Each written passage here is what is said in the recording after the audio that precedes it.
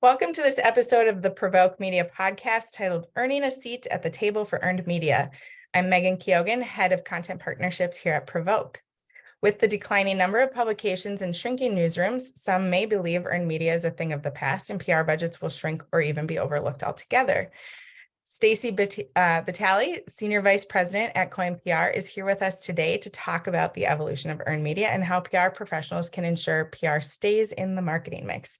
Stacy, thanks so much for being with us. Thank you so much for having me. Would you mind opening up here with just a bit of background about your role at Coyne and a little bit about the consumer team and how this is a particular area of interest for you?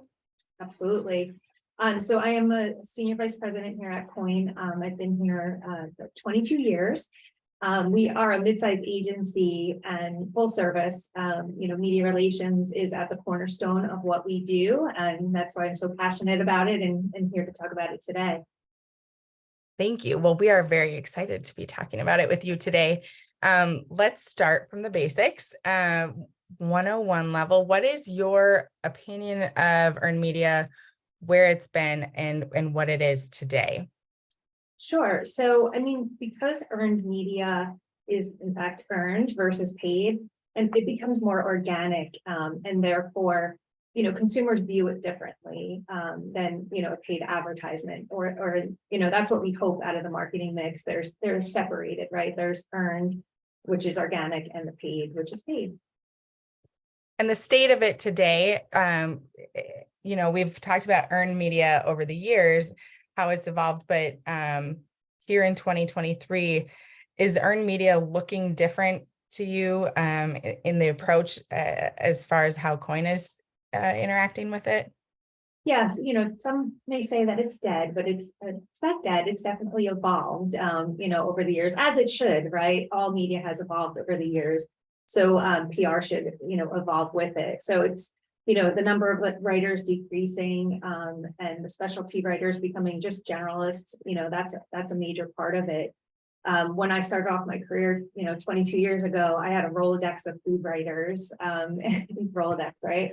Food writers. There were several food writers at every newspaper that you could pitch. And now that, they are just writers and freelancers out there. So, it's harder to find, that specialist in the food industry, specifically is some of where some of my clients are. But yeah, it's just, just because there's, specialty writers, there are more opportunities out there with different types of platforms, whether it's social media, there's Substacks and newsletters out there now. So, it's definitely, like I said, not dead, but evolving. And how does a person even begin to sort of shift this Rolodex mindset, if you will, or the Rolodex approach to things, to tracking so many digital hubs, voices, and platforms? Where do you begin to sort of capture what your general earned media strategy is going to look like for a given campaign or client? So the fundamentals will definitely remain the same, but for each campaign, we look to build a media strategy specific to the needs of that client. So we will find out what the goals are, who the key audience is, and build our media strategy as a result of that. Then from there, again, fundamentals still come into place. You need to read the different outlets that your key demo is reading or consuming their information. Get to know those reporters if you don't have relationships with them already and understand what they're writing about.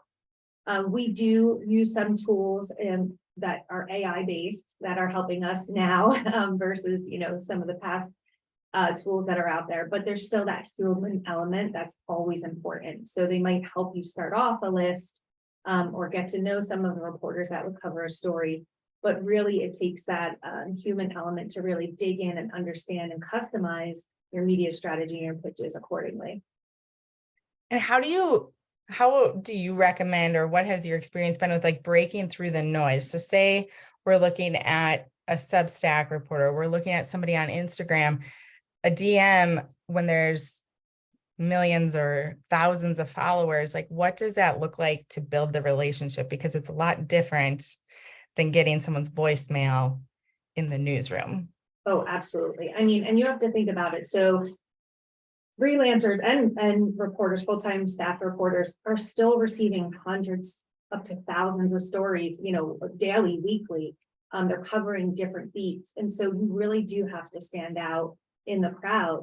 You have to make it compelling within those first, 2 lines of your email, in the subject line, even, making sure you are including the trends that are out there right now, telling the story, in a compelling, concise way that will really catch their attention and let them come back to you and say, tell me more. That's what you really want from these reporters, is to intrigue them and entice them. And not every pitch is going to land, and that's okay. That's why you go back and you try some other different things, to help make that story land. But knowing what they cover is half the battle, because you can reference other stories that they've written. And then that shows that you've taken the time to get to know them. And it, often goes a long way with building those relationships. Once you've built those relationships, when they see your email, of course, you hope that they will, more quickly open your emails versus others. But again, if it's not a good story, I don't know a reporter that's going to write a story just because they're your friend. So. Right. When we were talking a bit in preparation for today's call, we had talked about some of the different ways to make it easy. So it's hard enough to break through the noise and the clamor, and getting their attention enough to say, tell me more. We had spoken about some of the different ways to make it easy for them to ask to tell you more, or to present some of those story ideas. And I'm curious if you can talk to me a little bit about how maybe that looks in today's market. Yeah, absolutely. I mean, again, helping package the story for them. I've been taught over the years that the power of 3 helps, give 3 things that help to, show the trend that you're part of the trend or making the trend, but also providing the assets. Who are the key stakeholders that they can speak with? Are there video assets? We know video is huge right now. Still photography, obviously, that's all still great. But how do you make it more engaging for their readers? In turn, for them to get clicks and views, and they're being measured on those KPIs as well for their story. So you want to help package the full story for them and give them all the assets. Certainly. So a bit of a I scratch your back, you scratch mine, feeling really much more like a team approach to the storytelling.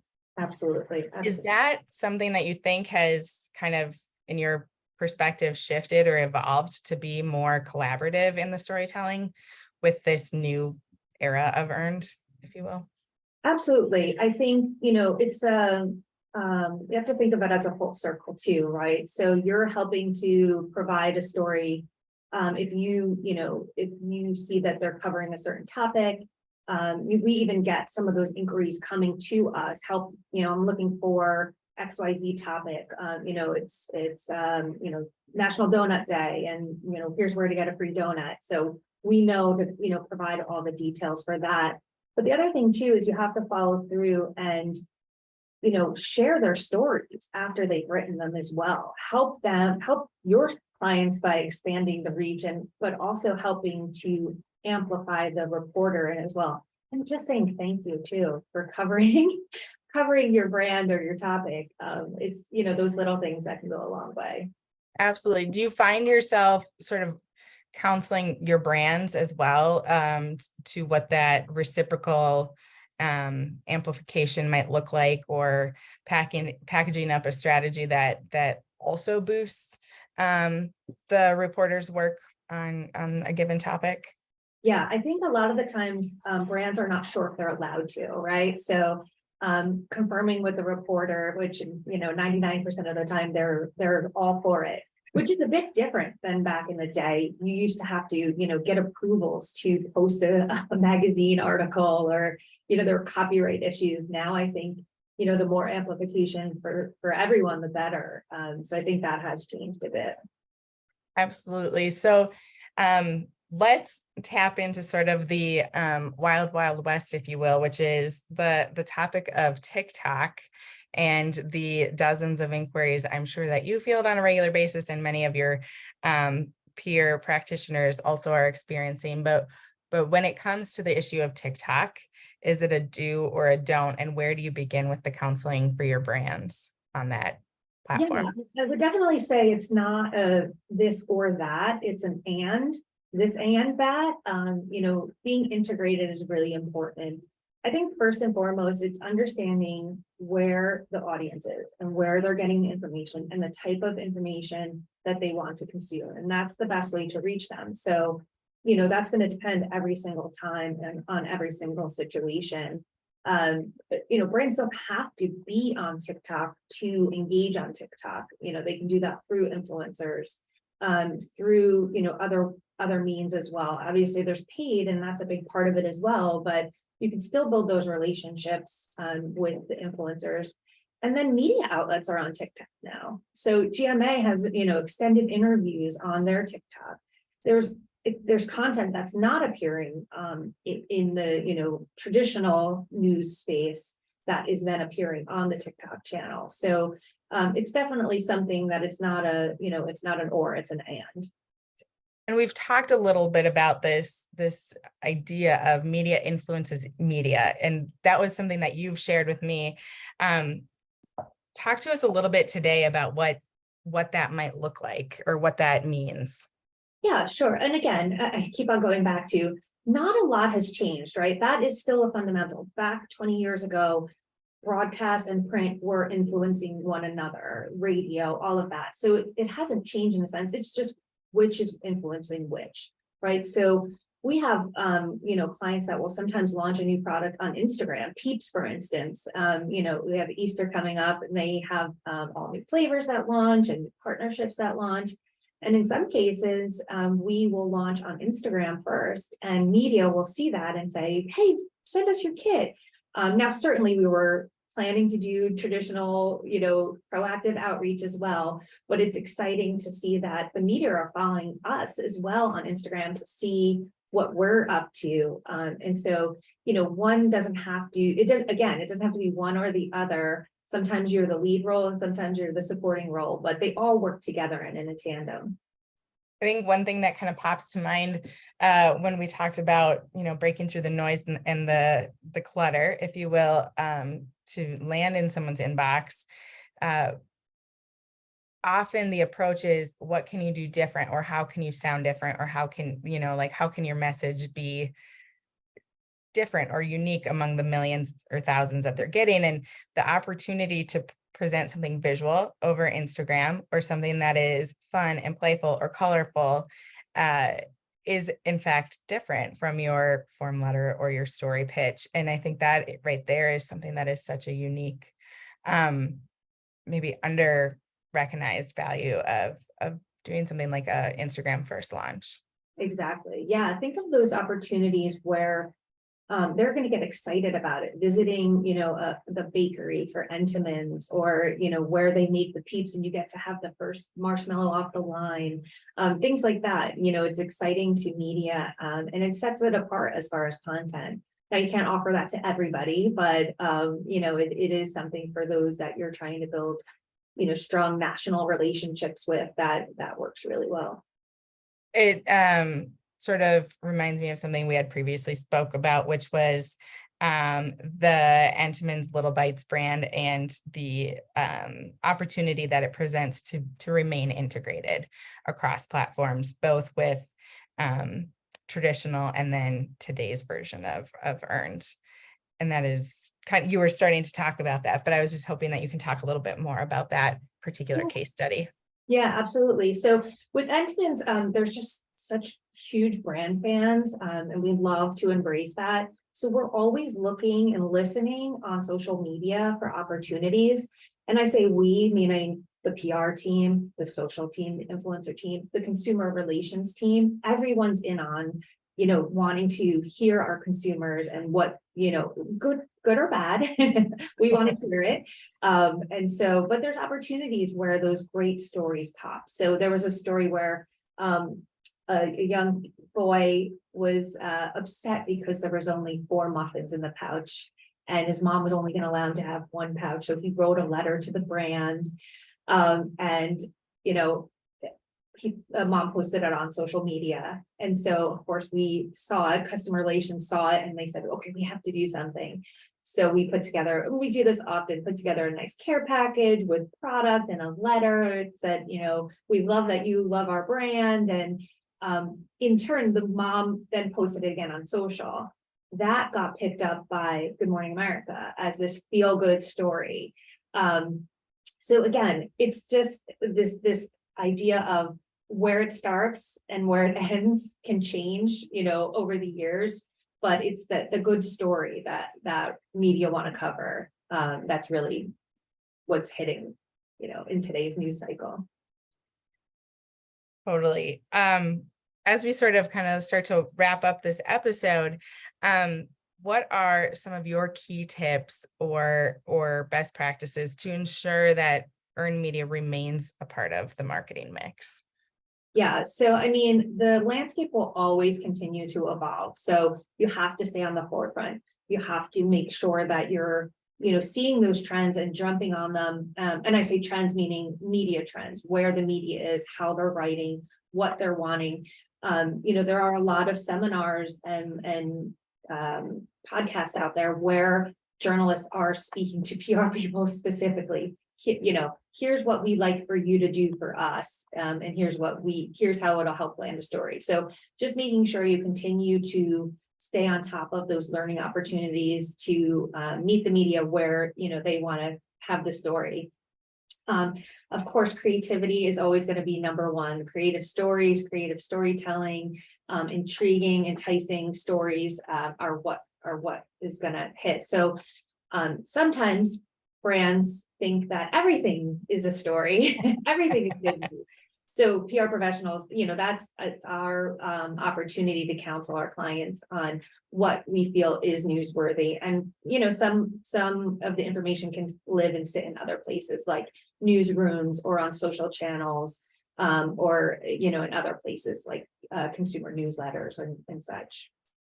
I think the important thing is that PR can, and earned media specifically is quick and nimble. And so where in other paid avenues, there takes a lot of time to get the message to get there, developing creative and all of that. By watching the news and staying on top of where your consumers are, we feel like that is the opportunity to authentically insert ourselves into a conversation that's going on in pop culture, and that's in the moment. So again, counseling clients that, put aside budget and opportunity for those unpredictable moments. You're still going to have your full year plan and your tentpole events, but also be nimble and be open to some of those opportunistic ideas as well. And then, of course, measurement is key. I think we have to continue to push to change the way we think about measurement. And it's not just impressions, and the quantity, it has to be quality. We are working with our clients to do media mapping, where we are helping to identify, here are the top publications that you should be focused on to win your consumer and to be where they are. And so we help to map out what those quality placements are, as well as, the mass awareness as well, but also setting those KPIs at the beginning and understanding that it's a test and learn. Not every KPI is going to, make the mark or exceed what you expected. And that's okay. That's okay to test and learn along the way. And that only just makes your program better. So many themes that we have heard, to your point, about earned media. It's not gone, it's different, but the core values of it are really the same. So when you've just mentioned authenticity, creativity, becoming a part of the conversation, and KPIs even, all of these things are still so relevant today. And such a great reminder for us. So any parting thoughts for us today, Stacy? I would just say, make sure you give PR a seat at the table. And especially, in this day and age where we can really move the needle for a brand.